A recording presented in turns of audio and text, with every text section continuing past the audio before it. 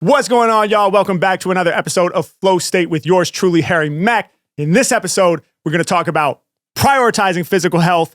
We're going to talk about how to break out of old habits as an improviser, the core skills needed to be a professional freestyler, work-life balance. I'm going to react to a freestyle from one of you and close it out the way we always do. You know what it is. Flow State, baby. Let's go. This is from my Flow State. Add it. Yeah. Y'all know we back at it. Ain't it crazy how the mind works magic? We'll show you the method behind the madness, 'cause this is from my What's going on, y'all? Welcome back to another episode of Flow State with yours truly, Harry Mack. My man Sam is here with me as always. What's going on, bro? What up, what up? We're back, dog. We are back. I'm excited to be back. This is the second recording session for Flow State in the new location. So it feels nice to be getting back in the flow, Yes, sir. getting back in the swing. Hope all of you are doing fantastic. Thank you for being here. You know, I love doing these solo episodes and just opening up about some of the stuff going on in my world and answering questions for some of you all and responding to some of your freestyles and seeing what's going on out there in the community. So really appreciate you guys. Thank you for being here. I always say it's the best community on the internet. I feel that way sincerely. So much positivity, so much support in this community. You know, lots of love for people starting out on their creative endeavors, which is always really awesome to see and really important, I think, especially, you know, in this social media, internet era where people are, you know, hopefully using these tools to put themselves out there and share some of their creative work potentially. It's nice to be part of a community where the comment sections are, from what I see, really supportive and really encouraging. And so just appreciate you guys, man. I wanted to express some gratitude at the start of this episode 31, yeah? Yeah, I think so. Should be. Episode 30. If all goes according to plan, this should be the 31st episode. Yeah, I'm excited to be here. Wanted to talk to you guys a little bit about what's been going on in my world. You know, there's a lot of content circulating these days around this notion of aging in hip hop, right? We have some of the OG legends who are now, you know, late in their 40s, some of them entering their 50s and beyond, which is, in my opinion, beautiful to see. I love it. I love that we have, you know, artists like Nas and Jay-Z and cats who have been around, you know, through the decades, Black Thought, The Roots, you know, who are still very active and still making their mark. And in some ways putting some of their best work out now, today, which I think is incredible. Like Nas has been on a crazy run the last few years with the records he did with Hit Boy, and then just dropped a project with DJ Premier. Shout out to Premier, another OG legend that is still very much active and very much contributing to the genre, which is really cool to see. So, you know, aging in hip hop is this thing that is being talked about. I am somewhere in the middle. You know, I'm 35 years old, but I have felt like an old man in hip hop for the last 5 days, especially because about 5 days ago, I pulled my back pretty severely, my lower back. And I wish I could say that I did it in some epic way, like doing a 300-pound deadlift or something like that. No, it wasn't that. I pulled my back walking through the snow. I didn't even think that that was possible, but apparently now at the the ripe middle age of 35, it is possible to pull my back while walking through the snow, which is kind of sad. No fall or anything. It was just a pleasant stroll. It was a beautiful walk. I honestly really enjoyed it. I didn't know until about half an hour after I got home that I had actually injured my back while on this beautiful walk. But yeah, we got a big snowstorm on the East Coast just a little bit ago, 5 days ago or so. And we got more than a foot of snow here where I live. And so I hadn't experienced that in a long time. You know, 17 years of living in Los Angeles, you don't get more than a foot of snow. You don't really get any snow unless you're up in the mountains surrounding LA. So it was awesome. You know, it was beautiful and it was novel for me. And it reminded me of some of the heavier snow days that we had in Portland back when I was a kid. Don't get a ton of snow in Portland, especially not nowadays. But when I was a little kid, we would occasionally get some decent snowfall out there. And if we didn't get snow locally, we would go up to Mount Hood, which was only an hour and a half away. And there you would get plenty of snow. Nice. So I wanted to, you know, take a walk down memory lane and experience some nostalgia and just experience the natural beauty of this new place I find myself. And so I went out on a walk, but I was kind of marching through snow that was, you know, up to my shin. And so, you know, you're having to kind of pull your foot out of a hole with each step that you take, which I didn't mind. And depending on where I was walking, it was more or less of an issue because, you know, the plows had been through the main road. So if I like went off on a side street, I would be really stomping through these deep holes. If I was on more of a main street, it was less that way. But I didn't think anything of it. I was totally bundled up. I was warm. It was beautiful. I was really enjoying it. And I ended up going on a longer walk than I had intended. And then I came home. I came down here actually, and I started playing my drums, and I played for like half an hour. And then I got up from the drum throne and I was like, oh shit, my back is fucked. And I just quickly kind of like, when you just kind of like walk yourself down to the floor. Like with each step, you're like realizing more and more that it's not there for you. That support that you're used to having when you get up is not there for you. And I kind of just crumpled on the floor, and I was so baffled by it that I started, trying to work it out and figure out what was going on. So it's like, oh, let me see if I can. So I brought myself back up to standing, and it was uncomfortable, but it wasn't that bad. And then I was like, oh, let me try to bend over, which I now realize is actually way too intense of a stretch to try to do. If you do pull your lower back, if you've never been through anything like this, perhaps you're a youngin'. Or perhaps you've just been lucky. In any case, you don't want to try to bend over and touch your toes. That's way too aggressive. But that's what I attempted. And then like 2 inches into it, I was like, oh, hell no, not that. So I stopped that. Then I got on the floor. I tried to do like a cat-cow kind of situation on all fours. And I was sort of able to do that, but it was like I was crunching through something a little bit. And then I tried to do like a child's pose. Like I tried to sit back, and I'm not a yogi, but I am vaguely familiar with these kind of more basic shapes. So I tried to lean back on my heels and like stretch my arms forward, and I couldn't do it. And then I like brought myself back to standing and was sort of hunched, and I made my way back upstairs and told my wife, I was like, I messed my back up. How'd you come to the conclusion it was the snow? Like, was it just like were you tensed up walking through it? Cause it kind of like has that, it fights back a little bit. Kind of like walking on the beach almost in the sand. It's like awkward. Exactly. Yeah, it was that. Like I knew immediately when I was out there that just the walking experience was very different than like a regular day with no snow. Just because you have to like pull your foot out of a hole to go forward. And then there's like some slippery spots where you're kind of like tensing and flexing. Yeah. You're sort of like using different muscles to stabilize that you're not used to using, I guess. Makes sense. Yeah. And I mean, sometimes you just get random back spasms, True. Like sometimes you just pull your back. Because I think the lower back is, and I'm not in my wheelhouse here when I talk, so please, like this is the furthest thing from medical advice you could ever receive. Like, I think it's funny that like when like even people in the medical field make videos, they have to say like, just know this is not medical advice. Like you should see a doctor. I'm not in the medical. I'm a freestyle rapper, but my understanding is that the lower back is kind of like an Achilles heel. Like it's a weak spot for humans, just because it's used in so many of our everyday motions, whether we're aware of it or not. Like you're moving your arms and you're using your lower back to stabilize, but without necessarily knowing it. And I think it's kind of fragile. That's why you hear so many people, especially people who are in their 40s, 50s and beyond, talking about how their lower back has been an ongoing issue. Not fun. But yes. It's kind of funny. Like I'm not really familiar with the phrase like aging in hip hop fully, but like I would assume that it's kind of like referring to like, it's a young man's game. It's hard to stay with like the trend and like pop culture. And it's like, my back hurts. Yeah, exactly. It is not about the physical challenges, although I'm sure part of it, those are there, but I don't think it's as popular to talk about those because people probably generally want to downplay it. Like, this is me trying to crush the stigma. Okay. I'm starting my podcast out talking about how I have lower back pain at this age. And I think it's important. More people need to talk about it. But it is funny aging in hip hop. Like, there's this whole conversation that's been happening around Andre 3000, one of the legends, of course, from the genre who we love and appreciate. And he did this flute album, right? And so everybody was just hoping that Andre would eventually come out of retirement and do an album, but a rap album, obviously, because he's so loved for his bars. But he didn't do that. He came back and he said, hey, I've been playing woodwinds for the last however long, and I love it. And so I'm going to do an album showing you all what I've been working on the flute and other woodwinds. And so he did that, and it was kind of more of an experimental kind of jazz ambient kind of thing. And I think it's really dope. I'll be honest, I haven't like bumped it a ton or anything. It's not like a record that I've listened to a lot. I did listen through it once, and then I poked around a few other times. But I think it's dope that he did that. But he did get a lot of backlash from fans being like, oh man, we waited all these years and like you didn't even give us any bars. You just gave us this whole other genre.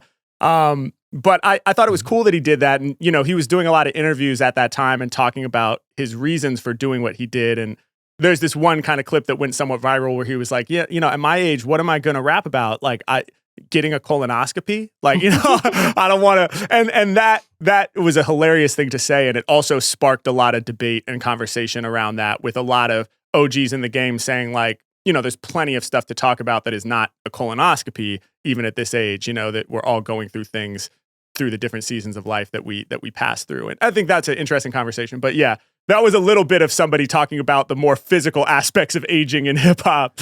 I would assume that's just like what he was finding pleasure in musically in his like personal time. Like, exactly. To get there. And in that case, like more power to you. Like just keep making music the way that is fulfilling. Yeah. But I get it. What was it, like 15 years since an album and then something like that? And then I think so, yeah. Yeah, the hype builds. It's almost like you have to go under like a moniker, like drop it under something else. Like Mac Miller did like a beat tape under Larry Fisherman or something. Right. Yeah. Yeah, totally. I mean, but I agree, more power to him. Like I always, I side with the artist, in these situations, even though like I'm a rapper, I would have loved to hear another album, a rap album from Andre 3000 as much as the next person, because I think he's one of the greatest rappers to ever do it. He's easily in my top 10, if not top 5, which is a rotating cast, of course. But he's writing it down when you say that. Make these lists. You're like, Harry, you have now said that 30 rappers are easily in your top 10. This doesn't mathematically work out. No, but I would have loved that, but I always side with the artist doing what feels good to them because, I have experienced various degrees of burnout. I've been doing this for close to 10 years now. Andre's been doing it for much longer, and so me even experiencing a little bit of like the urge to step outside of the thing that you've become so known for and the challenges that come along with that once you have an audience. I just relate to the challenge of that. And I think it's cool anytime an artist just says, well, you know what, I'm just going to do what makes me happy. I'm going to do what feels creative and inspiring to me, regardless of how it's going to read with the audience. And I think we talked about this on the last episode, that there are plenty of examples of people kind of reinventing themselves creatively. And even though it might be highly controversial in the moment that it's happening, often history looks back on it really favorably, where you get like the Bob Dylan electric era, which now is loved, as much as the acoustic era. And so anyway, shout out to Andre for doing that. But yeah, my back, man, it's still pretty rocked. My back is very tight. I am positioned in this chair, and when I stand up after this episode, I'm going to do it very slowly and very carefully. I can't put my own socks on. This is, I don't know if this is popular to admit on the internet, but I don't give a fuck. I can't put my socks on. It's crazy, man. Look, don't take it for granted. We talk a lot about gratitude on this podcast. Okay, if you put your own socks on this morning, write that down in your gratitude journal, man. It's the little things that we take for granted. But I never really talked about this either. Prior to this back situation that I'm now currently going through, it was all the way back in Australia, New Zealand tour, which was October 2024. I started having pain in my right shoulder. And, when we're traveling, it's like a bunch of flights, Ubers, the shows themselves. It's very physically demanding. And there's a lot of lifting stuff and putting, bags up on the overhead compartment and doing a lot of repetitive motions like that. And also you're sleeping at hotels on unfamiliar beds and different mattress firmnesses and comfort levels. Some are nice, some are not so nice, different pillow situations, all of this stuff combines, I think, I mean, tell me what you think, Sam, but I feel like there's generally some physical soreness associated with tour in general. Bro, 1000%. Yeah. I mean, it's awesome, but we are like, when you're up, you are active. Yeah. And even like when you're saying that when you're like resting on an airplane or in an Uber or in these hotels, it's always like a different type of, it can be very crammed. And I mean, we're always lifting stuff. It's grueling, man. It'll get you. For sure. And there's no recovery time. Exactly. That's the thing. That's the real, how it stacks up, 100%. Yeah. So it can be a lot. And so I just assumed that I tweaked my shoulder a little bit on tour, normal stuff, that it would just heal it on its own. And then it didn't. And then it started to get worse. And then, when we had our daughter, then it was like I'm picking my baby up all the time. And, I love to be doing that, of course, but you're using all these new, it's kind of like walking through the snow, but even more extreme, where you're using all these new like wrist muscles and joints that you're not used to using in that way. and the shoulder as well. And so my shoulder pain really ramped up, and I started doing physical therapy. And then eventually I was like, man, I got to find out what's really going on here. So I paused the physical therapy and actually saw a doctor, and he was like, well, let's just do an MRI and look at what's going on in there. So I did that. And it turns out I have it's called an anterior labrum tear. So the labrum is the cartilage around your shoulder. And mine has a small tear in it, not severe, but I was like, damn, man, for real. And that was bumming me out. And I think a big part of it too is I had been doing this like dumbbell workout that I got off YouTube, and I was just doing it like very aggressively. I was like, for some reason, extremely motivated to work out. I think it was because my daughter was on the way, and part like biology, instinctual, like I need to be able to protect, and then also part just like logical brain saying like, dude, you're not gonna have any time to exercise for the first like probably 6 months at least when this baby comes. So like, might as well do it now and lay a foundation. And anyway, I didn't do it in a way that was smart, and I obviously was not being supervised, and no one was advising me on how to do it. I don't have a long history of lifting weights or anything like that. And so I think there was this overhead press move that I put way too much weight on multiple days in a row and kind of pushed through pain that I had assumed was muscle pain, but I think was actually joint pain. So anyway, my shoulder was bumming me out. I was already working through that with physical therapy and like being like, man, I can't take my body for granted. Then this back thing happened, and it's funny, I haven't even thought about my shoulder in 5 days. My shoulder feels great. Like my injured shoulder is like, oh dude, this thing really moves. Because now that my back is completely pulled, you realize how much worse it can get, And now it's like, okay, like it's hard to go from standing to sitting and sitting to standing. I have to like take a long time to get in and out of my bed. And of course, this is going to pass. This is hopefully doesn't last more than 2 weeks, and I have stretches now that I'm doing for it carefully because you can't go too hard. You have to be patient, right? My back is very angry, so it's going to react and overcompensate if I move too quickly or too aggressively. So I have to tame all of the ambition and just take my time with it, but it's going to pass. But both of those things have kind of combined, if I'm being honest, to make me really start to think a lot about my physical health in general and how I want to feel on a daily basis. And I was already starting to think along these lines with the shoulder injury, which was quite minor, but still annoying, Well, spanned over a couple of years. That's not that minor, just in longevity. True. Yeah. And even if it is minor in the sense that like, I would forget often that it was there. It didn't hurt constantly, but it was like for certain motions, I would be reminded that I have this shoulder thing. Even that is quite, it can be kind of depressing, because it's like, wow, like I guess my machinery doesn't work as well as it used to, and there's like real wear and tear. And a lot of this happens naturally with as you get older, but I'm only 35. And so I was like, man, I don't want to start losing mobility in my arms at this age. And I don't think I have to, but I do have to start taking my physical health really seriously. And now with this back thing, I was like, okay, enough is enough, man. And I've talked a lot on this podcast about things that I do for my mental health. I've had my journaling routine through the years, my meditation practice, which is really important to me, and lots of other things that we've sort of talked about on this podcast having to do with flow state and feeling good on a day-to-day basis as much as is possible, but I think the physical thing is now starting to really reflect back to me. It's like my body is telling me like, hey, dude, you got to prioritize this too. And the one really positive thing though that has come from this is I have completely, and I say this now with my torn back, and I really plan to keep this same energy when my back is healed, because that's the thing. Sometimes when you're at that so-called rock bottom, it's easy to start having all these positive thoughts of like, man, when I'm healed, I'm taking this seriously every day. I'm never going to forget how it felt to be here. But sometimes we lose that because we just get back to normal life. And it's like, my body's fine, right? I'm fine. I really want to keep the same energy. But what I was going to say is I have completely let go of the need to have any sort of like vanity stuff associated with my exercise. Like, I don't need a six-pack per se. I don't need to be jacked. I've never been jacked, but I don't need to be jacked.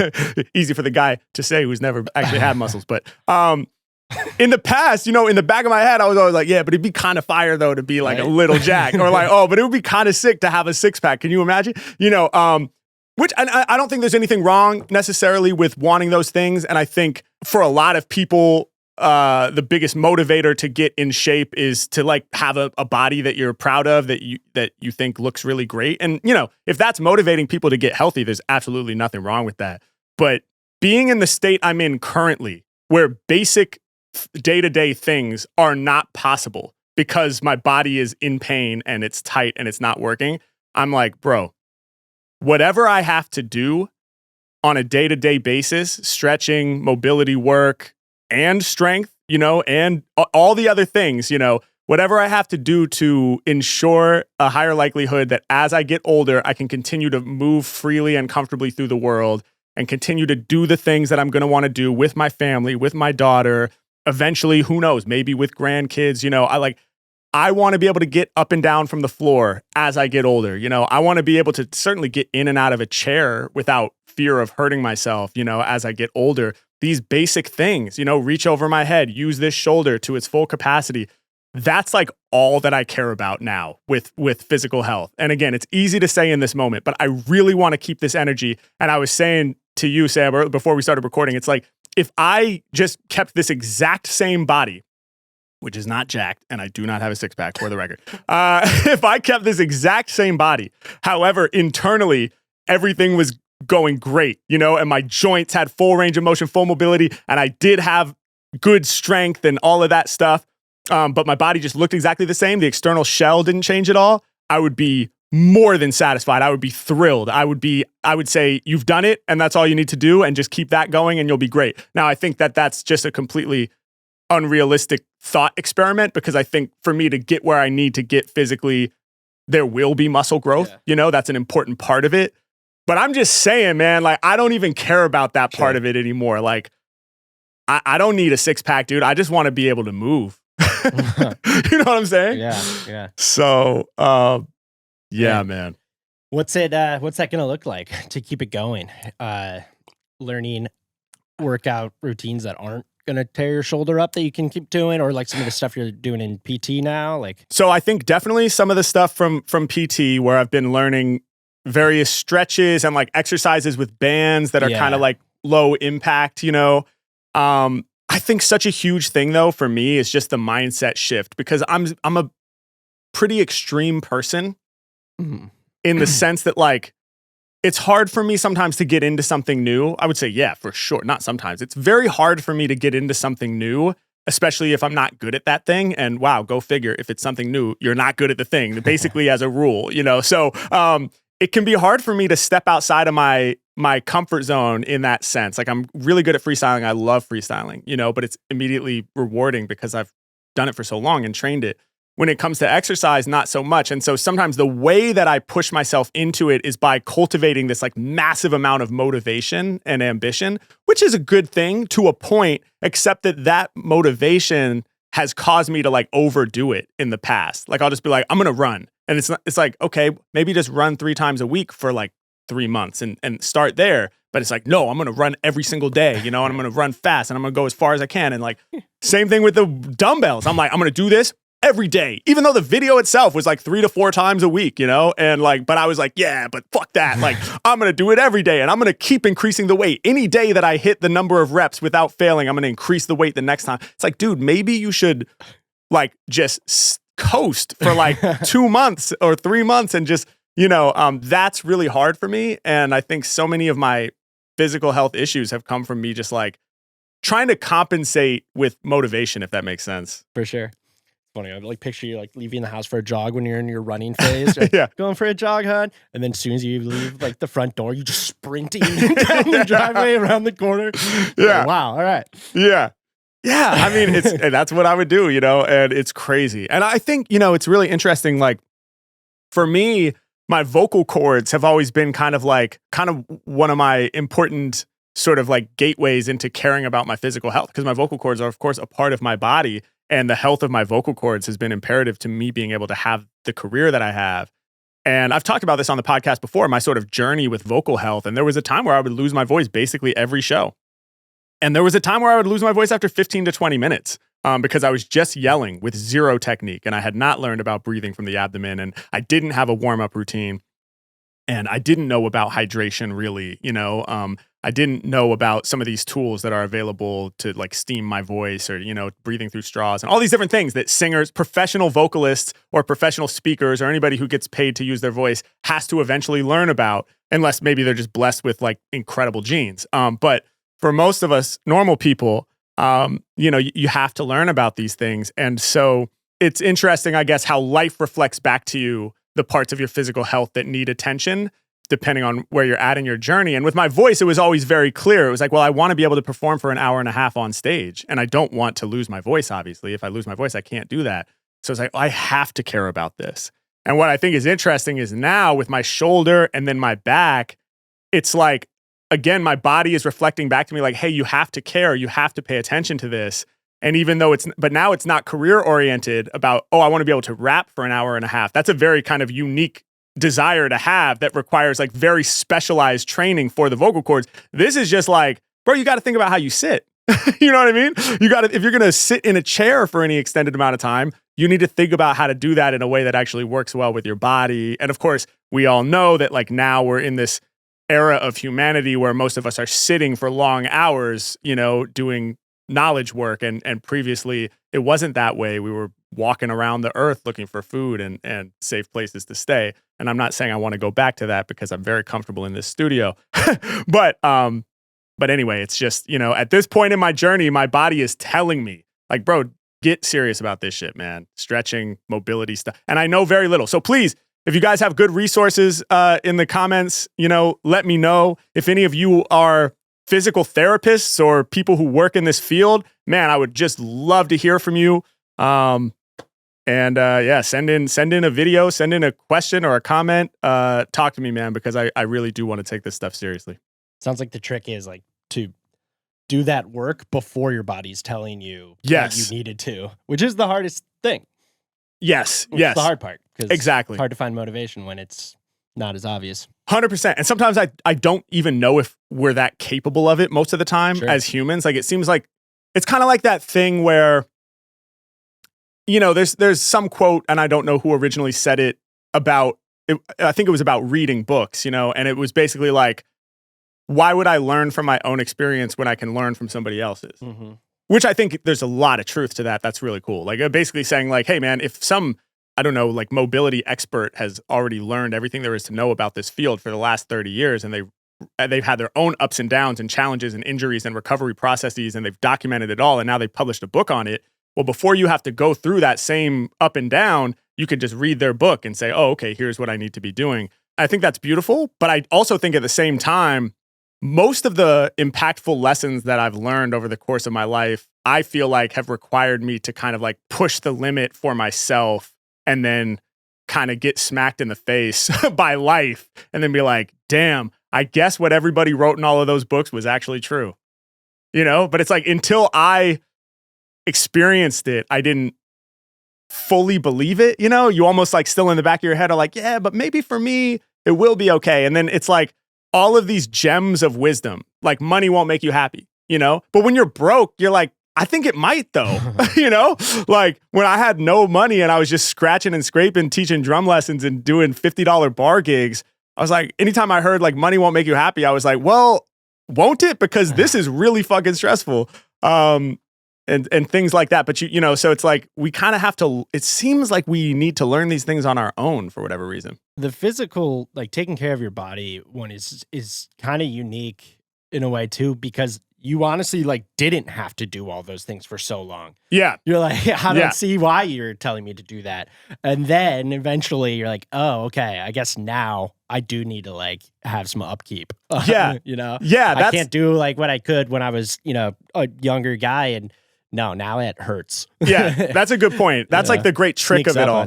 Yeah, you can like eat sugar as much as you want as a kid. You just burn it right up, It's like, and then you're just like, all right, cool, I'm gonna go play with my friends. Like, not everybody can, but like more so than when you're 35 for sure, like, and then all of a sudden it's like, but now all of those bad habits you formed for all those years, you're gonna have to work on them. Right. So anyway, but we're here, man.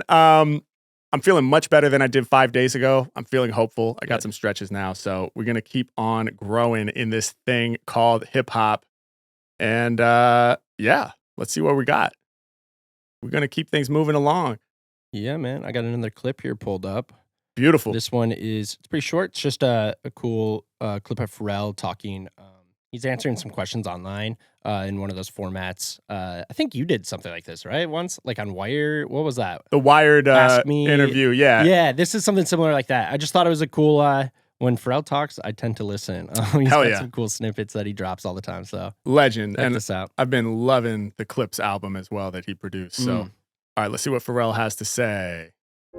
If he could give creative advice to a younger version of himself, back when he was just getting started, I wonder what he'd say. I wouldn't give myself any advice because I wouldn't be where I am right now. Life literally is like a domino effect. Every time you change anything, it completely takes you in a different course. The creative advice that I would give: write down all your fears, your flaws, your insecurities, the guilt, the pressures. Look at them on a list. Know they're all distractions. Once you do that, you will experience your life uninterrupted. That is the most important thing that you can do for your creativity, is to eliminate all the distractions, period. Post it. Boom. Damn. That's fire. Shout out to Pharrell, legend, of course. And dropping some gems. I mean, it was interesting. The first thing he said actually really related to what we were just talking about, because he was saying like he wouldn't give his younger self any advice, because if he did, then he wouldn't have all the experiences that he has had up to this point. And obviously he's, satisfied with where he is, it would seem, or he's a legend. Doing well in hip hop. Yeah. Aging very well in hip hop, and in music in general. Yeah. And I think that really relates to what we were talking about, where the lessons that you learn from your own life, and often those are hard lessons, are usually, I think, the most valuable lessons that you carry, and they result in like the deepest wisdom that we as individuals have to share and carry with us. So it's kind of like, yeah, if I look back on these past 35 years of life, I could of course offer advice in terms of like, hey, I don't think you should go down this path of getting so into these vices of alcohol and cannabis. This led you to be in a depressive state in your 20s, and it prevented you from sharing your creativity with the world. I could say that now at 35, but the reality is, going through that kind of challenging period of my life is now like so imperative to me being who I am in this moment. So it's like, I wouldn't want to extract that from my journey, because that, gives me whatever small amount of wisdom I happen to have at this point at 35, which is not very much, but that is a big part of it, So I really resonated with that piece that he shared. We all have to we have to go on the Odyssey, and sometimes learning those lessons is like inevitable. It's like, you can tell me not to like go towards that thing, and I might run towards it. Like at a certain age, at certain points in your life, you have to like test these waters for yourself. So it's like, what's the point of even... You're gonna learn that lesson. 100%. Yeah, I agree. I'm gonna try to give myself some advice though, but yeah. But and then I like I agree with what he says, that the most important thing you can do for your creativity is to get your distractions out of the way. I felt like his list of distractions is pretty interesting, because he said, and you wrote it down here, write down all your fears, your flaws, your insecurities, the guilt, the pressures. All of those things I think are distractions. I more typically think of like, lock the phone away in a different room, carve out 3 hours where, everyone in your life knows that you're doing deep creative work, so that people aren't asking you for things. Wake up early if that's what you have to do. Maybe you're a new parent, wake up early before your kid wakes up, and that's kind of your sacred time of no distractions. But I actually think it's really profound that his list of distractions are sort of like his internal, stuff that's occurring within his own mind, within his own spirit. Preoccupation with the things that we're afraid of, preoccupation with our flaws, our insecurities, the guilt that we carry, the pressures of life. It's true. I think all of those things are indeed distractions from us just going forth and sharing with the world what the unique thing that we have to share. I feel like they're distractions in terms of like distracting you from, becoming your best self. And it's difficult because a lot of times you have doubts, guilt, and insecurities, but maybe you're not like identifying that and looking it dead on and seeing if it's legitimate or not, or what to do about it. So like, I feel like just the act of writing it down, you're like, okay, well, that's actually just bullshit. Like, yeah, like let me cross that off. Like, or like I can do something about that, or just identifying it, I feel like is half the battle. 100%. I agree. And externalizing it, right? Like, yeah, that's a good point. I forgot that he said write them down. That's probably the most important part of what he shared. When you write it down, you get it out of your head, so you can at least look at it for what it is. Because when these things just swim around in our head and spiral and loop over and over and over all day, every day, they become this like big, scary monster that we can't even begin to pick apart. Where it's like, man, there's this really scary thing going on over here, and I don't know what the fuck it's doing, but it's taking on a life of its own. And that takes so much energy away from us. And just writing it down, it's like, at least you can look at it, like you say, make a game plan, or just let it go, or work toward, and that's easier said than done. But at least you could say to yourself, this is something I can work on letting go of, I feel like it's basically just like have an honest conversation with yourself real quick. Yeah. Like you're avoiding talking about stuff with yourself almost. Do some digging and actually think about why you're so anxious or something like that. 100%. Yeah. Pharrell, man. Yeah. Really dope. Really dope. Thank you, Pharrell. We appreciate that. Thanks for stopping by. Thanks for stopping by. The guest on today's episode. No, I wish. Put it on the thumbnail. One day, man. Let's wish that into existence. We'll see. That would be awesome. But today we want to answer some of your questions. We want to hear from you. Today, all of the questions are in written form, which is great, but I always love getting a real feel for your personality and who you are, which I can do much better through audio and video. So harrymackofficial.com/flowstatepod is where you can submit some videos, some audio, ask your questions that way. But we appreciate any and all questions that we receive, and I'm excited to answer some of these today. Yeah, even feel free to write in with Harry was talking about any physical therapists out there, or like if anyone has a tip on that, or we've been pulling up all these cool clips in recent episodes, like that Pharrell one. If you have like something that you find that you think we should take a look at there, please send them our way. I would love to take a look. That's a great call. Hell yeah. All right, let's see what we got. First question is coming in from, I don't know how to pronounce that, Baphomet Lavi. I'm not sure, but let me know if you're out there, how I'm supposed to say that. But the question is, are there any words that act as creative triggers for you where they always pull your freestyle in a certain direction, even when you're trying to steer it somewhere else? The answer to this is a resounding yes, 1000%. This is a thing. And I think it happens at multiple levels. First and foremost, there are certain words that always trigger certain rhymes for me. Like the classic example would be full throttle water bottle, right? That became somewhat memeified, and I actually sold a water bottle that said full throttle on it. So I helped to memify it. Yeah, it was an analogy and it was nice.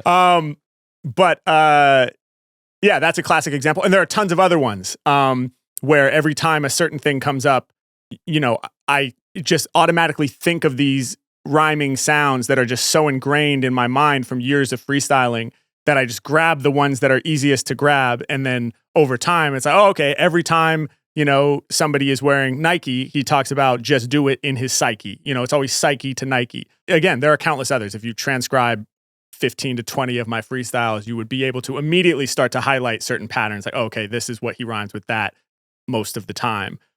So that's one area where this can happen, where you can kind of get a little boxed in by your own vocabulary. And then the other way that I find it happening is in sort of the free associated terms that follow after a certain word. So when I'm doing what's often referred to as a scheme, so rather than just rhyming once with the word, I'll free associate other words, subsequent words, and rhyme with those. And sometimes those all kind of get chunked down and packaged into a thing that where it's like, for example, tree. When I've noticed it in analyzing my own freestyles. If I'm freestyling about a tree, or if the word given to me was tree, often there's a couplet about trees and how I'm growing like trees. And then often it's followed by a couplet about being deeply rooted, which is followed by a couplet about growing from the soil. And it often happens in that order. And so if you trace back, like if you were to search every time that Harry Mack freestyles about a tree, you might see this becoming this sort of repetitive scheme that occurs in the same order. And that's just one example. There are others like that where it's kind of like a whole free associative scheme that I've created over time gets sort of packaged and bundled. And then I'm just sort of grabbing that down from the cloud in that moment when I'm having to rap about a tree. it's not word for word the same. It's not verbatim. Each one would be slightly varied and different. The rhythmic approach would be different. It's based on the musical context of the moment, so I might be doing it in double time, which is going to have its own unique character as opposed to if I was doing it over a boom bap beat and so on and so forth. It's not as if I've memorized word for word 8 bars about trees. And anytime someone gives me the word tree, I'm just like, enter 8-bar memorized thing. It's not that at all.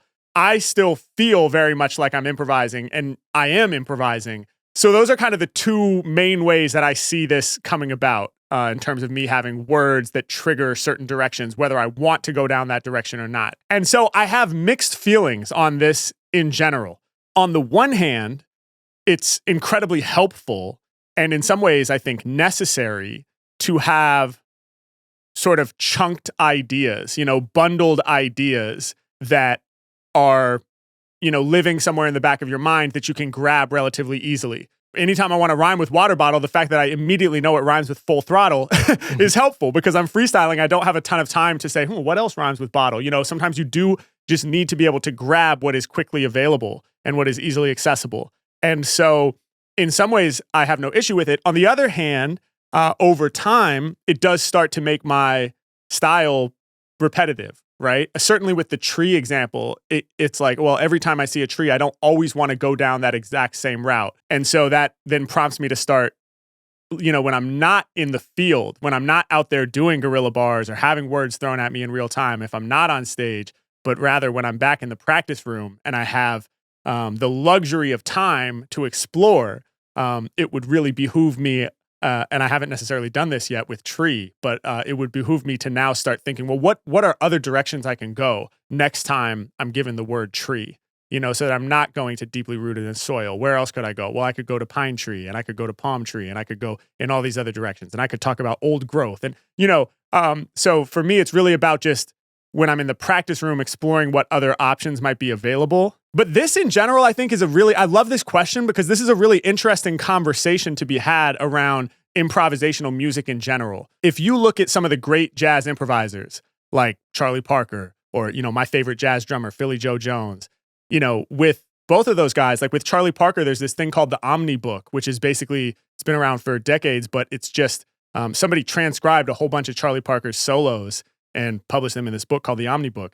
And so a lot of jazz students will study this book and learn a lot of Charlie Parker's solos from the book.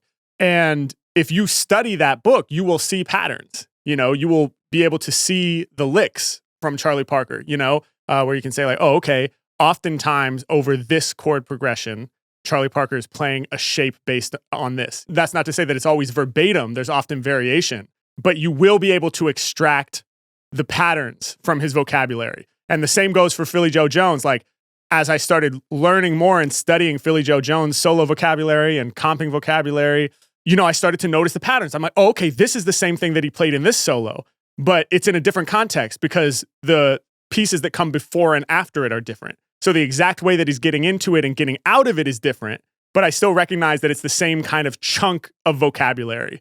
And I think if you think about improvised music as a conversation, which I always think about it as a conversation, to me it is a conversation. We don't learn language by like individually learning every single word. And then when we're having a conversation, like from scratch, assembling those words into an order that makes sense. That would be extremely overwhelming. Like if we just tried to like download as much of the dictionary as possible, but only as individual words, only thinking to string them together during a conversation, we wouldn't get very far at all. Because it's just too many options. So we learn language in chunks, like we learn it in pieces. Like at some point you learn to say like, hey man, how's it going? And that's kind of all one piece. You call that up all together as one. And it's necessary to be able to have fluent conversations in real time. And so, I think that that's an important part of the conversation around improvised music. And there's a book called Effortless Mastery by Kenny Werner. I think I've talked about it on the podcast before, but he talks about how 95% or 99%, basically the vast majority of the stuff that we play when we're improvising, he's an instrumentalist. In my case, what I say when I'm freestyling is stuff that we've practiced at one time or another. And it's coming out in the moment.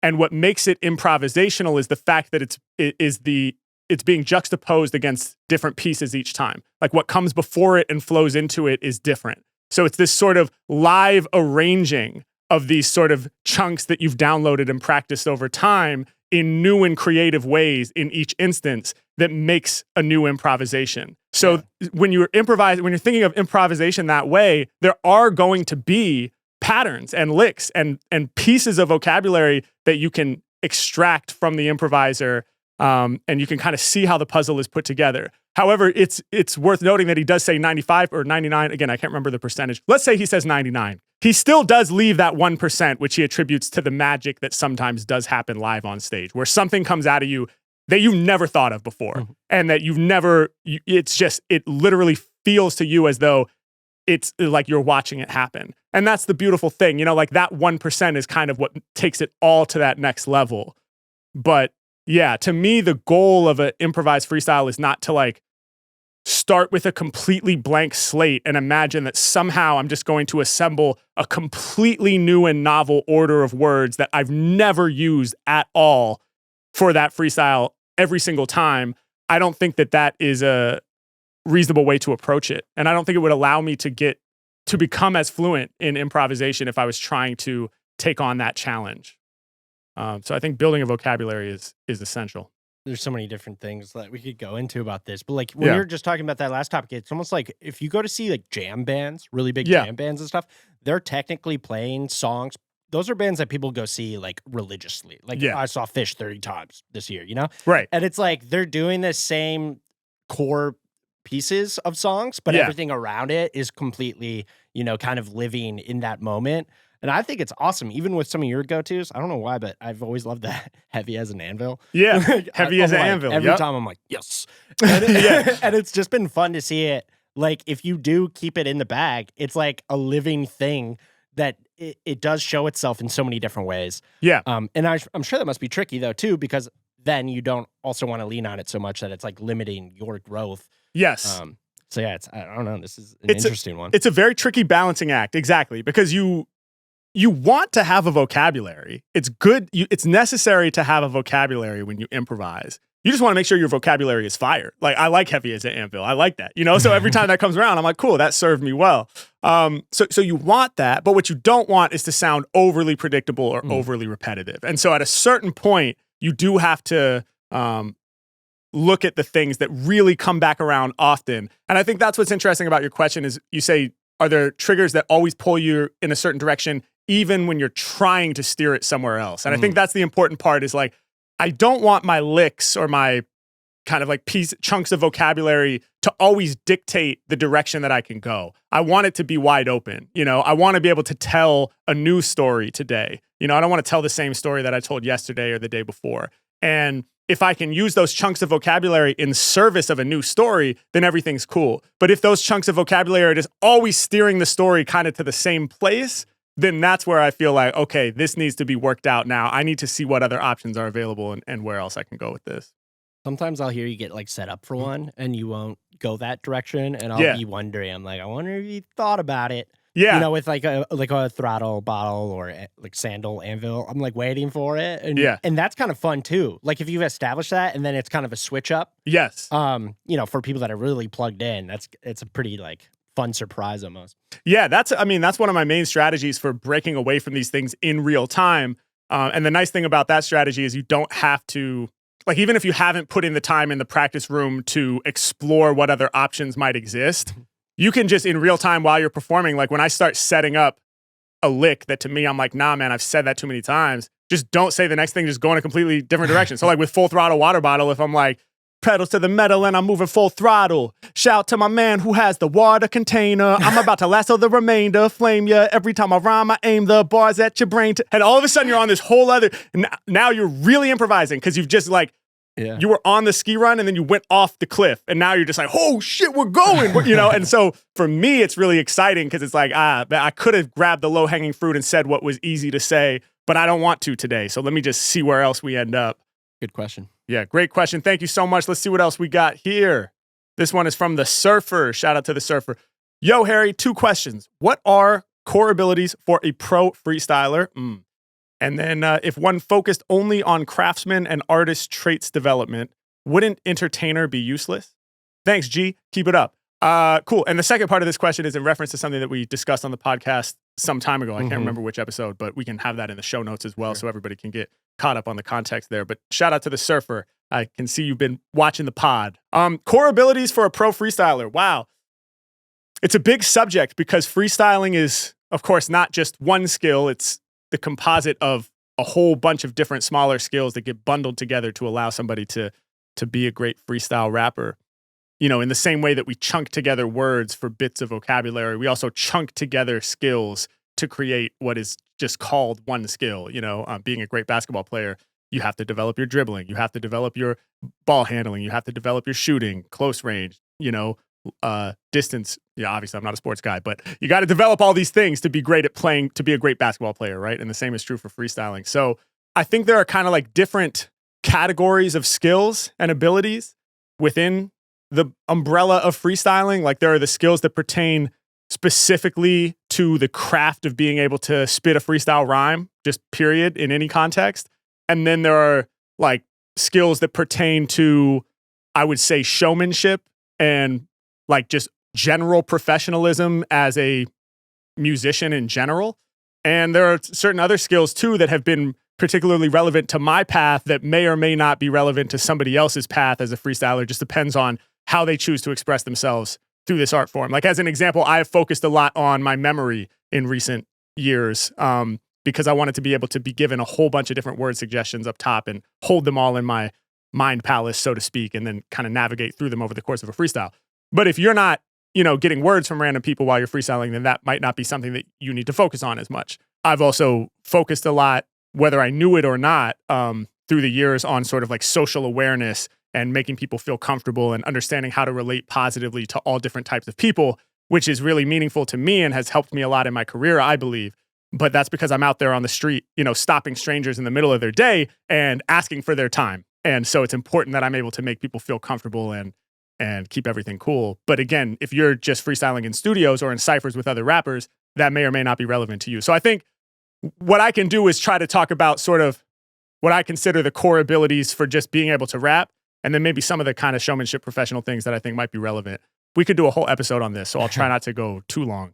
But I think just keeping it kind of zoomed out and baseline, to be a great freestyler, you have to become fluent in rhyme, right? You got to be able to rhyme, obviously. And we call it rhyming, or, yo, spit a rhyme, you know? So rhyming is obviously one of the kind of basic rules, and I put rules in air quotes because rules are meant to be broken, and there are plenty of examples of moments within rap where it doesn't necessarily rhyme. But by and large, 99.9% of the time, it has to rhyme. So to be able to rhyme spontaneously, you have to sort of build that rhyming vocabulary inside your own brain, you know? And rhyming, I think, comes really naturally to some people, and other people have to work a little harder at it. But I think anybody can become really competent at rhyming. And, you know, one of the great ways to do that is by just listening to as much hip hop as possible, which, by the way, should be a prerequisite to all of this. Like, nobody should be trying to become a pro freestyler if they're not already deeply in love with hip hop. You know, the two things go hand in hand. And so, you know, yeah, you want to be,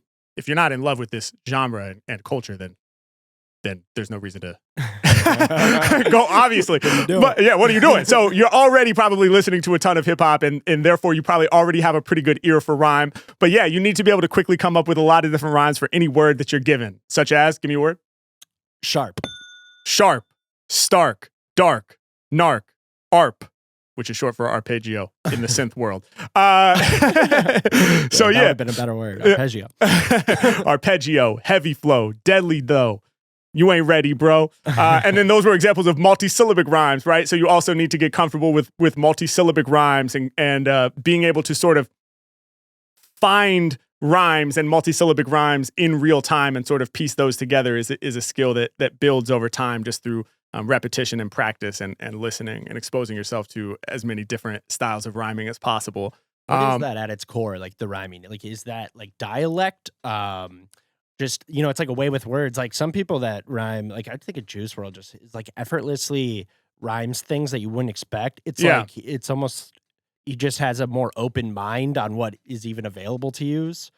Yeah, I don't know what that is. It's almost like an English teacher should be great at freestyling then, but it's not that. Yeah, for sure. I mean, I think a lot of times when somebody seems effortless at making words rhyme that on paper they don't rhyme, or it wouldn't seem like those options are available to most people, but inexplicably they're available to somebody like Juice WRLD. A lot of that has to do with becoming comfortable with slant rhymes, right? Which are words that don't rhyme perfectly, but they still sound like they rhyme. And that, like, if you want to get technical, it has to do with it has to do with the long vowel or the emphasized vowel sound of the word. So, like, for example, did you say sharp? Sharp. Yeah, sharp. Yeah. I think the first word I rhymed with it was shark, which is a slant rhyme.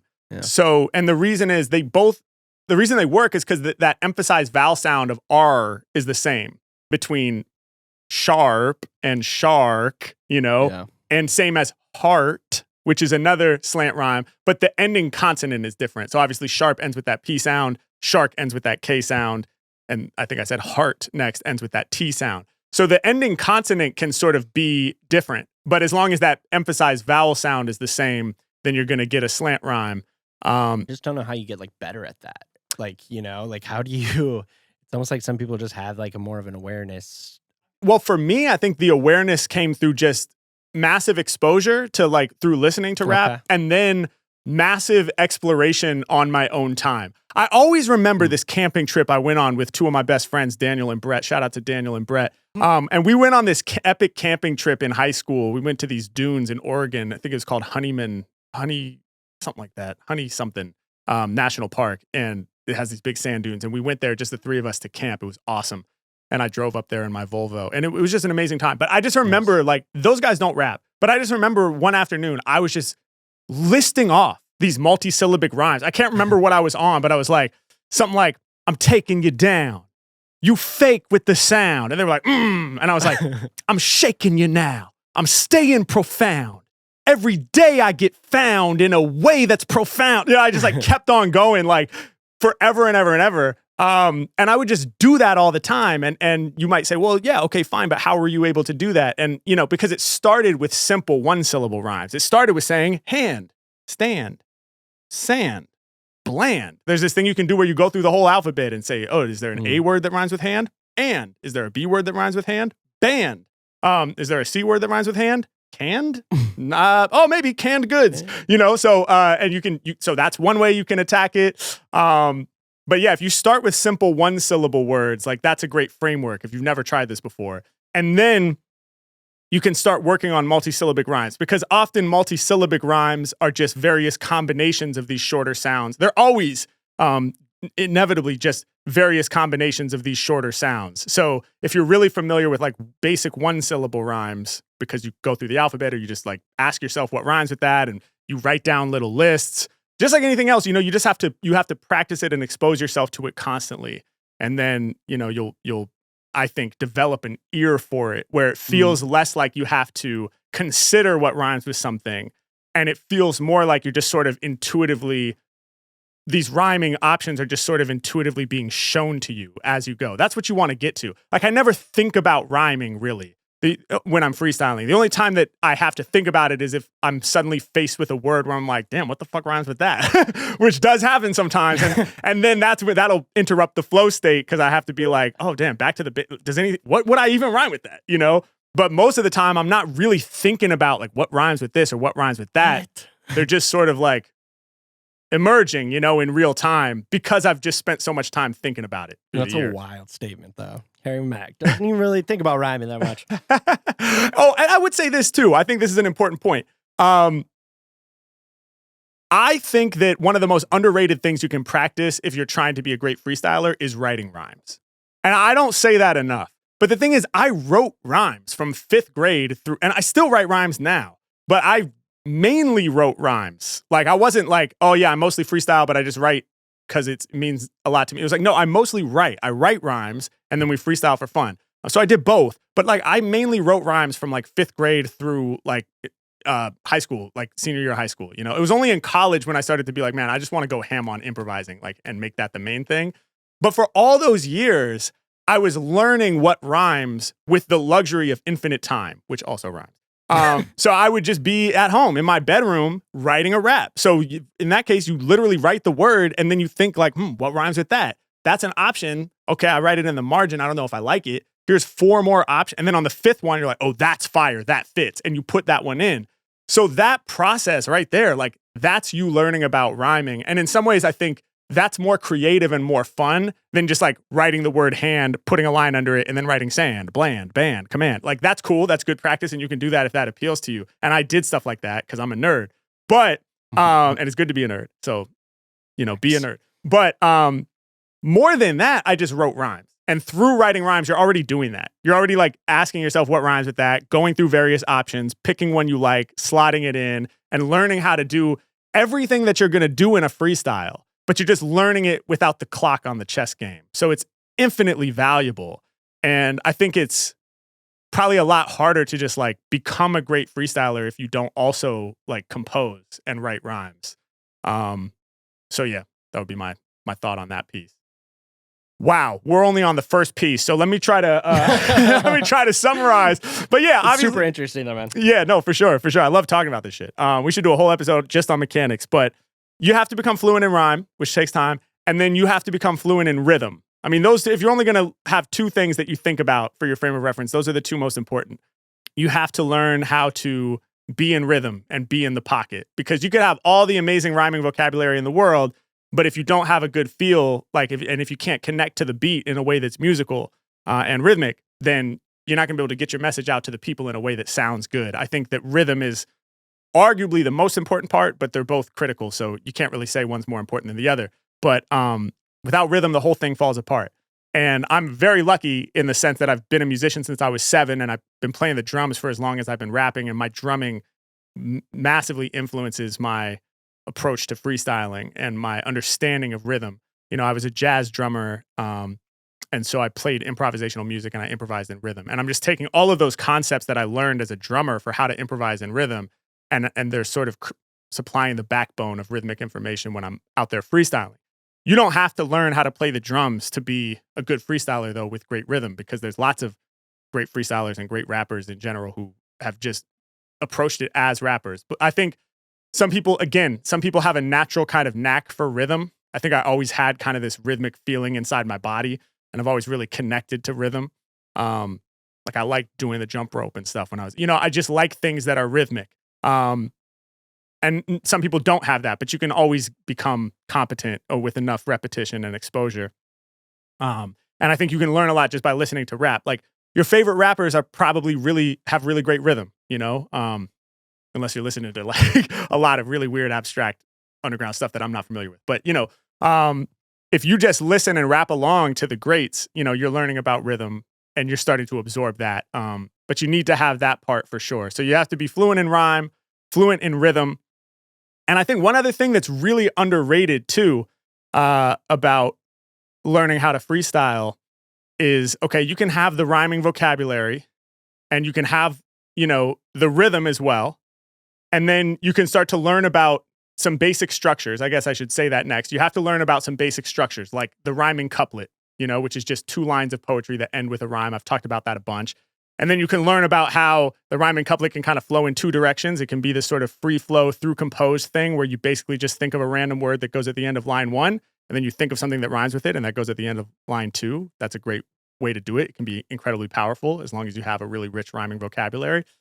Or it can flow the other direction, which is like what I call setup punchline, where you think of the word that you want to target and you save it for the end of line 2, and you work backwards to come up with a word that rhymes with it at the end of line 1. I've talked about that a whole bunch. We can link to the video too, where I go in depth on it, but you can learn some of these basic structures, get familiar with them, so that you have control over where you're placing the rhyme. And then, and this is what I wanted to mention initially, I think a really underrated aspect of freestyling at a professional level is working on the skill of taking a word and having it suggest a coherent phrase to you that ends in that word. So that sounds kind of complicated. What do I mean? Like if the word is coffee, like because I have coffee right here, can you improvise a coherent phrase that makes sense, that fits roughly within 1 measure of music? So there's the rhythmic part that ends with coffee. Like my flows wake you up like you sipping on the coffee. Can you do another one? I stay on my grind like the beans for the coffee. Can you do another one? I hit up Starbucks daily for my morning coffee. Maybe that's true for you. Maybe it's not. Can you do another one? You know, like take a trip to Colombia for that bomb coffee. And can you? How many can you come up with? How creative can you be with like a coherent rhythmic phrase that ends with the word coffee?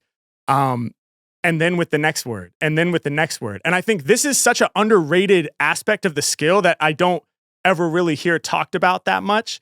Everybody knows you got to learn how to rhyme. Everybody knows you got to have rhythm, you know, but I think this part is underrated. I never really even thought about it myself, but being able to extract a phrase that makes sense from words in real time.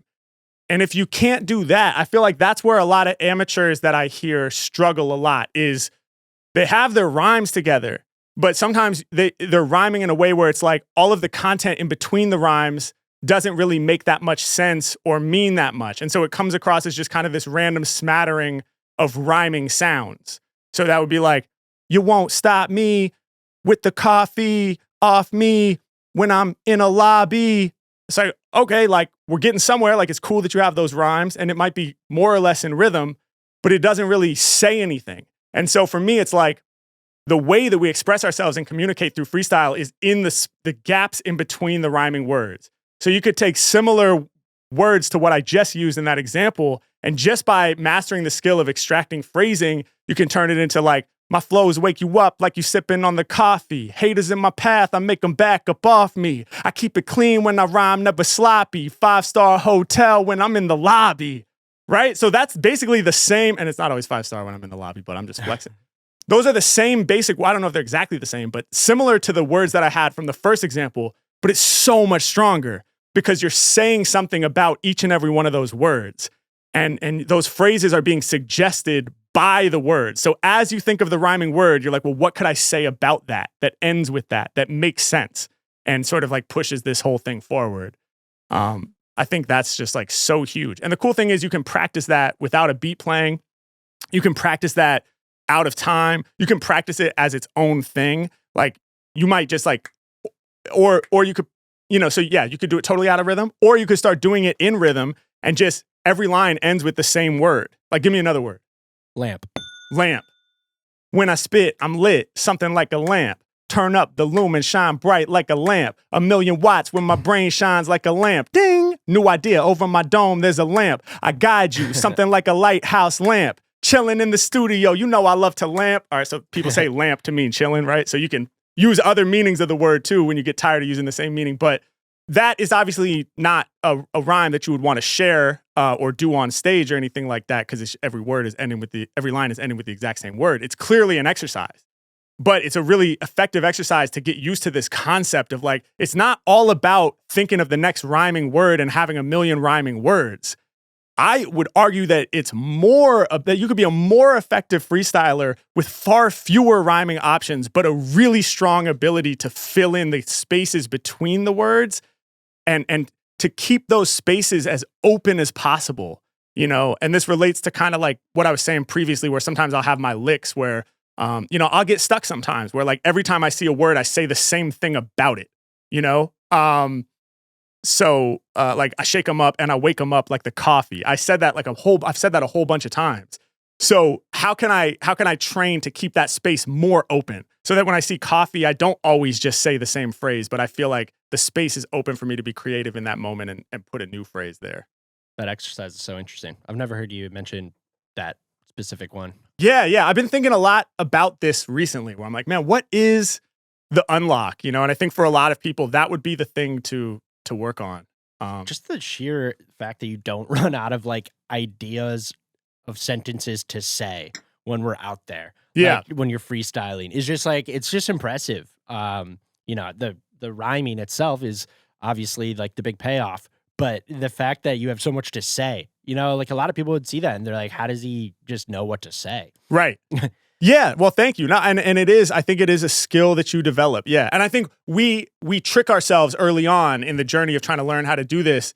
We trick ourselves into thinking, well, if I just had more rhyming words, then that would allow me to say more. Mm-hmm. But I don't actually agree with that. I think it's what you say about the rhyming word that leads into the rhyming word that makes it coherent. And I think like sometimes people will hear my freestyles and be like, bro, it's amazing because it's always funny to me when people say this, but they're like, you went for 10 minutes and it all made sense. Which is a funny compliment. Like, that's what I'm saying though. Yeah. But it's like, I think that thing that they're hearing that differentiates it, and I'm by no means the only one that does that, because there are lots of great freestylers that do this incredibly well, many of whom I've learned from, but that's what they're identifying is that coherency of phrasing. Not just like, oh, you had a million rhyming words, like that's a thing too. You can, off the top of this apocalypse, dropping hits while I'm stocked with, whatever. You can do that whole lyrical miracle thing and it's great and I love it. But when they say the whole thing made sense, it's like every phrase, ideally I'm saying something coherent that would make sense. Yeah, we're following along the whole time. Yeah. That's cool, man. This is an awesome question. I want to do a whole pod just about this, but I don't want to talk for too long. So I would also just say, in terms of being a pro freestyler, there are a lot of showmanship things to consider. Learning how to end your freestyle really solidly, like having a solid, you could have a signature sign off, filling y'all with joy. If y'all are rocking with me, someone make some noise, right? That's one that I've used many, many times. So you can just have a library of kind of like ending phrases. Or you can just get really good at ending on a unique phrase every time, or you can end with the last word suggestion. There's a lot of ways to do it, but that's really important, I think, from a professionalism standpoint. And there's a million other things to talk about, but maybe in future episodes we'll dive deeper. Man. I think we should tackle this second part just real quick. Oh, yeah. Thank you for reminding me. I forgot. Yeah. If one focused only on craftsman and artist traits development, would an entertainer be useless? Yeah. So we'll link the original episode where I talked about this, but the concept, I learned it from a great drummer named Benny Greb. He learned it from somebody else. I can't remember who. But anyway, it made its way to me. And what Benny Greb was talking about was this notion of there's these three categories of expression, for musicians. There's the artist, and the artist kind of feels like they have something inside that they have to express. And it doesn't matter if it's going to be controversial. It doesn't matter if it's going to be commercially viable. It doesn't matter if people are going to love it or hate it. It's all irrelevant because the artist just has to say what they have to say, and that's that. And we get a lot of really powerful art this way. We also get a lot of really polarizing and controversial art this way, which is also beautiful. So that's the artist. Then you have the entertainer. The entertainer's main priority is pleasing the crowd.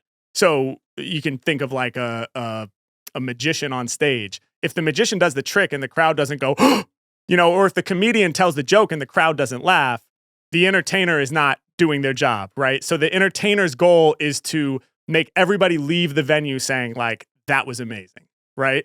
And that's what guides the entertainer. And then lastly is the craftsperson. And the craftsperson is basically the person that might just make the same chair, not just once, not just 100 times, not just 1,000 times, but maybe they make the same chair for 10 years straight. And they just perfect the tiny little details of that same chair over and over. And that's enough for them. That's incredibly fulfilling. They just want to find a way to make that chair the perfect version of it. And that's what drives them. And so we all creative people, and all people are creative, have some sort of mix of these three things going on inside of them. And they probably change through the seasons of life. And I noted originally that I have a big part of me leans very entertainer. When I'm freestyling, I'm kind of like rapidly reading the crowd to see what's working, and I'm kind of leaning into the things that I think will get a reaction from the crowd, and that fills me with a lot of energy to be able to have that sort of conversation and dialogue with the audience. That's positive. But again, we all have different parts of this. Your question is, if you only focused on craftsman and artist, would entertainer be useless? I wish that we were on a call so I could ask some follow-ups as to why you believe that entertainer would be useless. My interpretation at first read is that you might mean that if you're such a master of your craft and if you're expressing something with deep artistic integrity, won't it inherently be entertaining? So perhaps that's what you're asking. But my take generally would be that entertainer is never going to be useless. We all crave entertainment in our lives as human beings. I think one of the things that separates us as human beings is that we figured out how to create societies so that we don't have to focus 100% of our time and energy on survival. We're not still hunter-gatherers. We're not out there like looking for our next meal or looking for the next safe place for us to camp. We kind of like have these nice little buildings that we can be in. And so that opens up a lot of free time. And so with our free time, we have to decide what we're going to do with it. And one of the things that I think brings us all together and enriches our lives a lot is experiencing something entertaining. And usually that's some form of storytelling. So like a movie might entertain you with the story that it tells, or a comedian might take you through a story, and it might not be a narrative story with beginning, middle, and end. It might just be a smattering of jokes, but there's a story there, right? So yeah, I mean, I don't think I think entertaining is an important part of the equation. And I think there could be artists who only care about the craft and only care about the art. And I think that's great, you know, that exists. And I'm often very inspired by people like that. I think partly because it's kind of separate from me, you know, like I said, I have a lot of pull towards the entertainer thing. But when I see people who are just like, dude, I don't give a fuck. I'm saying exactly what I want to say. And I've worked really hard to develop my ability to say it in a very beautiful way with this craft, with these skills. I mean, that's incredible. You know, that's really dope. And I appreciate it. But I still think that there's room for the entertainer. And I always just think about that whole thing of like Miles Davis used to turn his back to the audience. And then Duke Ellington saw Miles and like scolded him after the show. Like, don't you ever turn your back on your audience again. You know, your job is to entertain. And I think the dialogue between those two perspectives of Miles being like the definition of cool, it's like, I don't even need to face the audience, man. They're lucky to be hearing the shit that I'm doing. You know, they're lucky that I let them in the room. That's an awesome way of looking at it and sort of defines Miles's approach, I think. And then Duke Ellington's thing is also really valid, where he's like, no, what we're doing, we're delivering something for the crowd. And what we're trying to do is uplift the crowd and make the people feel connected to each other. So yeah, I think all three are essential. I love discussing these three because there's no right or wrong like answer to any of these. It is kind of like unfortunate maybe that like the music industry specifically, like when you start getting some success, there's a lane that you kind of go down and hey, get on the road, like do this, do that. Yeah. And some people, you know, are more comfortable inside, isolated more so than, you know, being entertaining on stage and creating like incredible music, which, you know, it's sometimes harder to permeate like that music getting out there, but they do, you know. And then some people are just like born entertainers, and maybe maybe that does make up for some of the other maybe craftsman or artist traits that weren't as interesting to sharpen for them or something like that. I love every like combination of it. Me too. Yeah. And that's what's beautiful is there's a million different ways to approach it. But I love it. Thank you for the question. Shout out to the Surfer. Let's do one more question here. Bro, I think the Surfer set the record maybe for our longest answer on Flow State so far. The Surfer. It's unofficial, but I'm just saying. And I had so much more to say about the necessary skills of being a pro freestyler, but I just don't want this to be a 3-hour episode. Right. But so anyway, one more. Let me know in the comments if you want a whole episode dedicated to the Surfer. No, to that question. Shout out to the Surfer. All right, and then we have one more question here from Rebel Without a Coat. Damn, you cold, dog. What's your take on work-life balance? Ooh. Staying sane while juggling a day job, making an album, turning music into a business, and still having a social life? Everything feels equally important, but there just aren't enough hours in the day. Also, thanks so much. I've been wondering when the pod was coming back. The inspiration is very needed. Hey, appreciate that. We back. Oh, hell yeah. Thanks for reminding me. I forgot I have sound effects. I always forget. Yeah. Nice. We're about to drop a bomb on this question. Go. No, thanks for being a fan of the pod, man. I'm really happy to be back. And this is a great question. It's a ongoing journey for me to, I guess, master work-life balance. I don't know if you ever master it, because I think that's one of the important things to talk about is like, there's not one work-life balance split that is going to make sense and feel good and be applicable for the entire duration of your working life. It just doesn't make any sense because we go through different seasons of life, right? And so there might be a season of life where, you know, your career is the most important thing. And maybe you're single at that time and, you know, you just are really working hard to develop your skills and to get better at whatever that thing is that you're passionate about doing. And you're just really trying to level up in that way, you know, and that can be such an important period of growth. I know for me, like that was a really important thing. I for many years, I was like, I just wanted to find a way to make it in music because I love music so much and I didn't want to do any other kind of job. I wanted to be a professional musician and it was so important to me and I was so passionate about it that I was mainly focused on figuring that out. That was the main thing by and large. And so if that's you, then the split might be like 90-10, you know? It's like basically most of the time I'm just focused on figuring out my job, for example, or in my case, it was more than my job. It was my passion. But That can be a thing. Then later on, you might enter a season of life where you're trying to figure out how to be more present with your family and spend more time, with your loved ones. And that is incredibly valid and also incredibly important. And it's interesting because I find myself sort of shifting through these seasons of life in real time. Like now that, I have a kid, that has really kind of shifted my perspective in a lot of ways. And I'm really thinking hard about, okay, what's really important to me, in this season of life, and being present in my daughter's like first years of life is really important to me. And the last thing that I want is to miss out on the opportunity to be present because I was so focused on work, So yeah, we go through different seasons of life, and work-life balance is this thing that is constantly molding and changing. It's not the type of thing where you do 50-50, like, okay, 50% work, 50% life, it's balanced. It doesn't work that way. It's just always going to depend on what your priorities are. And so I think that's the most important thing is to, if I were to give some tangible advice, I would say first and foremost, just like look at your week, because you're somebody who clearly is working on a lot of things. You talk about you're making an album. Congrats to you. You're trying to turn music into a business. You also have a day job. And you want to have a social life. I don't know if you have a family or not, but what I would do is just take a week and then like block out all the things that are mandatory, whether you want to do them or not. So like you have a day job, put all your hours in. That's what you have to do.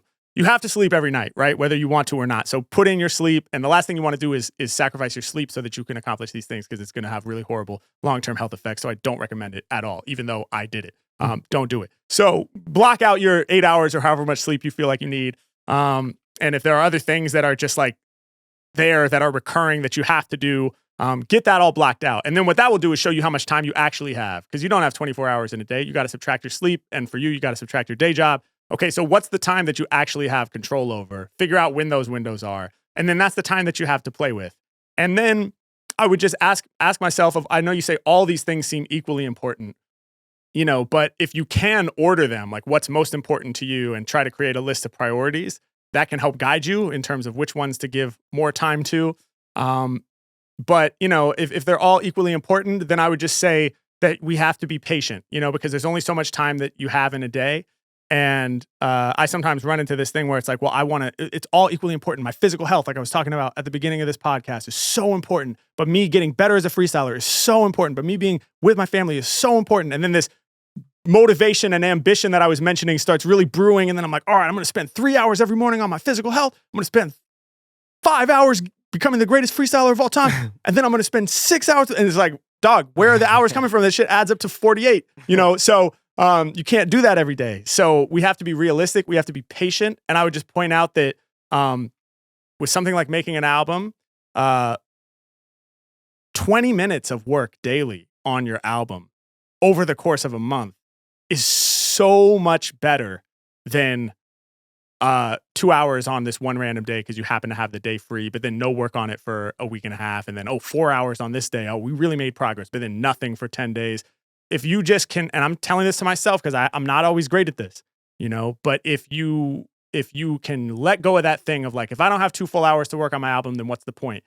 No, dude, 5 minutes could be really meaningful. And there are a lot of great writers who are incredibly prolific, who have like tons of novels out in the world, who will tell you that they have like a word count. And when they hit that word count, they stop because they want to make sure that they're able to hit that word count every day. So they don't want to do 10,000 words one day and then feel burnt out for a week.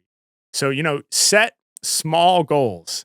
Well, let me clarify. Set big, exciting goals for the long term, but set small, manageable goals for the short term because it adds up, That's my take. Take care of yourself during that too, because like when you were saying that, like the 90-10, maybe if you're in a really pivotal time in your career or something, yeah, it might seem like you can pull that off, but like eventually, if you're not giving time to, maybe it's taking care of relationships or taking care of yourself, like, man, it can only work for so long. It feels like I've tested a few times just grinding too hard, and you look around and you've mismanaged other things. Yes. Yeah. And your health, mental and physical, are foundational. Nothing else works without those things, and we're social creatures, and part of our health comes from spending time with loved ones and people and friends that we care about, you know? So and that's what goes into the art. Exactly. Right? Like you gotta experience and, you know, live. Right. 100%. Awesome question. Thank you, Rebel Without a Coat. I wish you the best of luck. Start by getting a coat because it's been a cold winter, at least on the East Coast. No, but I really appreciate this. And thank you, everybody, for your questions. I feel like I could just answer questions all day, but you guys are awesome. HarryMackOfficial.com/FlowStatePod is where you submit your questions. Would love to get some videos. Would love to get some audio. But text also works great. So just get at me, man. And in addition to questions, we also want to hear from the freestyle community. There's a lot of people out there freestyling, working on their craft at various levels from beginner to advanced. And I want to hear from you guys. So yeah, same location. HarryMackOfficial.com/FlowStatePod is where you send me your freestyles. We have one here. Can we run this? Let's do it. Tyler D sent this one in. Tyler D in the place to be. Let's check it out. Here we go. I feel like this needs energy. God, I'm walking in the room. I know it's about to get on me. They wanna clown me like cast it's a catastrophe. Something different, but I think they wanna battle me. So when you look onto me, show that I'm delivering proof. You see, I know my G is simple, know that I don't ever cap. Throwing out the bottle, you know that I still smack. Yes, I'm still the truth. Gold, bull, and jet black. So if I had to show you out some proof, then I'm a F-stand. Never messing up my words, I call it deadly. Picking up the knife and I'm throwing like machete. I'ma do it like I'm good at. Either way, I spit the truth proof. If you done it now, you can post this up on YouTube. Tissue. Alright, cool. You know I'm about to bless you too. I'm wiping up my nose and snot like I was using a tissue. I made it simple. Yo, I don't dish you. Then I had to show you I got proof inside my dental. Rudimental. Yo, my flow was still extension. Even though it didn't make sense, I always get it back again, but then I never give up. I had to switch the flow and show it. I am tough as a what? Had to really show you that bars. Even if I spit it, it's true and I ain't one for some. All right. Hell yeah, let me drop a... yo. All right, that was Tyler D. Shout out to Tyler D. Shout out to the homie as well on the side, throwing words and just generally being a great hype man. Yeah. I got excited before the rap started when he was like, I feel like this needs some energy. I was like, oh, hell yeah, here we go. He was definitely right. Yeah, but shout out to Tyler D. That was dope, man. Great to hear you. Yeah, I liked how you were going off the words. Was there a word thrown before tissue? I'm not sure. That was like the first one where I really plugged into that. His friend was throwing him words. I think, yeah, let me see. He said cat first. I feel like this needs energy. God, I'm walking in the room. I know it's about to get on me. They wanna clown me like cast it's a catastrophe. Something different, but I think they wanna battle me. So when you look onto me, show that I'm delivering proof. You see, I know my G is simple, know that I don't ever cap. Throwing out the bottle, you know that I still smack. Yes, I'm still the truth. Gold, bull, and jet black. So if I had to show you out some proof, then I'm a F-stand. Never messing up my words, I call it deadly. Picking up the knife and I'm throwing like machete. I'ma do it like I'm good at. Either way, I spit the truth proof. If you done it now, you can post this up on YouTube. Tissue. Alright, cool. Okay, dope. Yeah. So then came tissue. Yeah, so it was cat and then it was cap. Okay. Okay, that was dope. And I like the cat bar was really strong. Yeah. Like when these cats try to battle, it's a catastrophe, something to that effect. That was really dope. That little alliteration thing. Taking the word and expanding it. That's something I also really enjoy doing. So that was cool to hear. And then I like too with cap, there was like an immediate free association to bottle. Which is great. Like I can tell you working on your free association and how to expand on the words, not just use them verbatim, but turn them into something more unique and interesting. So that was really dope. And then with tissue as well, you did your thing with that. This is dope, man. Tissue to like, I think I might just bless you or something like that. Yeah, exactly. Yeah. So that's dope. I mean, and it's such an important skill to be able to free associate quickly, you know, and to hear tissue and immediately think of bless you. I mean, that's how you get bars. That's how you get wordplay. You know, that's how you can create these schemes, is through that skill. And I hear you incorporating that already. So yeah, man, I mean, I think you're killing it. You know, I think some of that stuff I was talking about earlier could be cool for you to work on too, in terms of that skill of extracting a coherent phrase from a word. Because oftentimes your phrases were landing and making perfect sense. Then other times towards the end of the freestyle, I felt like sometimes the phrasing got a little bit away from you, or maybe you didn't know exactly what you were going to say about the rhyming word. You had the rhyming word, which is part of the battle, but you didn't necessarily know how to phrase it. Like you didn't necessarily know what you were going to say that was going to lead into the word. I just noticed towards the end of the freestyle, you kind of were getting caught a couple times, which is dope too. I mean, and that's part of freestyling, right? Is we leave the mistakes in it so everybody can feel that it's really real. But that was just one little thing that I noticed that it might help you out to work a little bit on some of those phrasing exercises. Just try it out, see if it's helpful. It was dope though. Like even if it kind of veered away from tissue, like pretty quick we got from tissue to like rudimental and dental, and it like kind of happened smooth enough where you're like, how did we had tissue? And he quickly like just let it expand into. There was definitely some free association happening there. Absolutely, bro. Absolutely. And there was also some really good, like really strong, coherent phrasing in the middle, not even necessarily based on the words, but like there was a couplet where it was, I'll show you the true proof. Mm-hmm. Go ahead, post this up on YouTube. Like, boom. That's what I'm talking about right there. Like, it's so strong and it's so clear what you're saying and it's perfectly in the pocket and it makes total sense. You know, that's always kind of what I'm aiming for. And I feel like that's what we aim for when we write a song, is for each line to be like, oh, cool. I hear what you're saying and it makes perfect sense. And similarly, that's what we want to aim for when we're freestyling as well. So I really enjoyed that moment.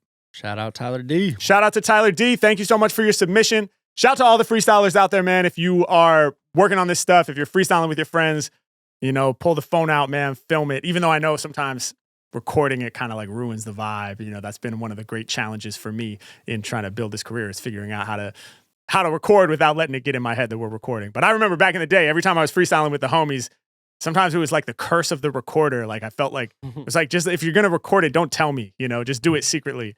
But anyway, if you can stand it, please just pull the phone out, record it, send it to us, man. I would love to see what you all are working on. And I always just want to really encourage anybody that's working on the craft, man, to keep on going. And it's just really beautiful to see everybody putting their own spin on it and approaching it their own way. So definitely much love to all the freestylers out there.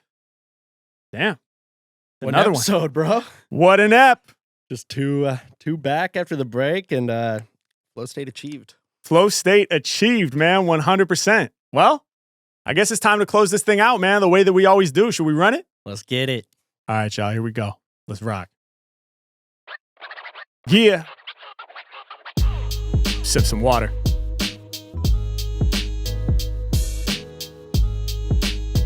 Yeah. Sip some coffee. Multiple sips, kid. Multiple liquids. Yeah. Multiple sips, kid. Multiple liquids. Yeah. Off the top, we about to run it. For some, my freestyles are too much to stomach. Hit the stage and go ape. Trust me, I'm about to rock the show great. Another classic episode of Flow State. We live. Y'all know that I deliver. So cold with the bars, I can make your spine shiver. Yeah, and y'all know I be doing for self. Yo, this year, I'm focusing on physical health. Y'all know my flow's amazing with this path that I'm blazing. Getting older now, y'all, I'm aging through time. But as I age in this thing called hip-hop, I will keep delivering for show. I still go get props. Yeah, I do my thing. Kick flows and raps. I'm 35. Went on a walk and pulled my back. I can't believe it. Yo, how they have to come to this? But still, right off the top of the mental, they know that I'm running this. So when I'm rapping, it feels like I'm stomping through snow. But still, I go wherever I'm wanted to go. I move through the coldness, and y'all know I'm a flex. Working on my body like how I rhyme. I let it stretch. I got that mental agility. Are you feeling me? Rappers is never killing me. Keeping that strong mobility. Moving my body properly. Y'all know I set the flow free. The way these verses stretch over tracks, I'm like a yogi. Yeah, y'all know I'm about to hit you with the cat cow rap style. Every time I'm spitting, I'm a blackout. Gone for a minute, but I'm back now. I'm the world holder. I'm Atlas. Of course, I injured my shoulder. Who's spitting hard is this? Right up off the mental, they regarding this as some of the illest, cracking your cartilage. And y'all know when I rhyme, I really make it rare. I still hold the mic with that anterior labrum tear. We about to heal it, make you feel it. I'm the realest, sharing my real life. Something something to deal with. Peace to everybody struggling that wants to get better. We on this mission together, y'all. I'm spitting it clever, hitting them hard when I be rhyming right off at the top of the brain. Light you on fire every time I get to lobbing these flames, leaving them injured. That's what I'm into, spit it live uncensored. Y'all know I hit just like the coldest winter, more than a foot of snow. When we hitting your coast, I'm spitting the most. All these other kids are just toast. Make you overdose, leave you comatose with these fresh lyrics. Turn it up loud, y'all best hear it. I'm all up on it, I'ma keep my lyrics honest. When it comes to freestyles, I keep them just like a promise. I do me forever, and y'all know it's absurd. Sometimes I get stuck on the same word. Water bottle always leads to full throttle, but why not lead into me being the best role model? For rhyming off the tip of this, feeling like I done won the lotto. Y'all know when I spit it's molten lava, I spit the hot flows. Dope lyrics, we got those, it's no prob, bro. Every time I spit, I wake you up just like the cough, bro. Abbreviating words, but I never spit no AI slop, though. We pushing from the bottom to the top, though. I make them topple. Damn, there's some other options. I'm locked in. When it comes to lyrics, yo, they starving for the next. And sometimes whole schemes get downloaded up at once, but that helps me flow. I can't front. An interesting conversation. What is true improv? When it comes to spitting off the mental, I've always been raw. Taking chunks of words like we do in conversation. Spitting off the mental for this rapping domination. Next beat. Yeah, okay, downloading the vocab, I make them go mad, I'm the illest, they know that, so stacked with skills, came to get ill, right from the bottom to the top of this, the Mack and Bill, core skills that you need, if you wanna do this full time, must become fluent in rhyme, listen to as much hip-hop as possible, but if you ain't already doing that, dog, you got to go, it has to be rooted in the culture, otherwise it makes no sense, I'ma spit it intense, y'all know I'm about to lay it down, and I make you listen, in addition to rhyme, you must be master of the rhythm. When the two combine, it's hard to say which is more important. I got the gorgeous rhymes and the gorgeous rhythm scorching. I bring them all together cause the Mack's a young threat. Y'all know I got the rhymes from rap and rhythm from the drum set. When I bring them both together, dog, I'm about to snap. How long will it last? When I'm playing solos like it's jazz, I'm Max Roach doing the most. Man, I'm Philly Joe Jones when I'm delivering these illy dope poems. Tony Williams, I'm brilliant. Y'all know I'm resilient, lasting through the pain. I be passionate with flames. Yo, the Mack is about to gain all the props cause he's a master in this thing. And y'all know I got the massivest of brains. Scientists wanna study that. Lovely facts, y'all know I'm professing the vision. Got that professionalism, develop the ability to end a phrase with a word and leave the gaps open for something absurd, something new, something novel, something that you never said prior. If you keep the gaps between the words open, you can find the fire and prove you're not a liar. See, I aspire to master that. Y'all know I'm a savage cat, Mack will snap over any instrumental track. I let my mental flow like river. Now check out the way I deliver, giving you shivers whenever I hit off the top of the brain like this. H-Mack bringing the flame, and you know that every time I rhyme is too legit. Never gonna quit, keep it on. So peep the song, a real freestyle dawn, carrying on throughout this life. And I'm about to give you the reasons. Life is not one tone, we shift through seasons. There may come a time when for your stars to align, you have to focus on the grind. And your division might be 90-10, but you gotta make some time for peaceful zen. You gotta take care of yourself, keep on keeping. But I remember back when I didn't care about sleeping. Every single morning I was tired, and when you feeling tired, it's so damn hard to feel inspired. Gotta keep it in balance, I know it's a challenge. Enter the next season of life's insanity. You might choose to focus on your family. It feels different and new, but don't be panicky, cause this is how it happens. Problems can't be solved just by checking them off a box. We're humans, we evolve. It has to stay fluid, it has to stay real. It has to stay open, and that's how I feel. So this is Flow State. Y'all know how we do. Mack and Sam, we rapping with the crew. Shouts to y'all, and thanks for coming through. Y'all know we ain't lying, we about to keep it true. This is Flow State. Y'all know how we move. We ain't perfect, we humans, we here to improve. Flow State. Y'all know how we climb, blowing your mind with rhymes. This moment we gon' shine. Let's go. Yeah. Thanks for tuning in, y'all. We love you. Flow State.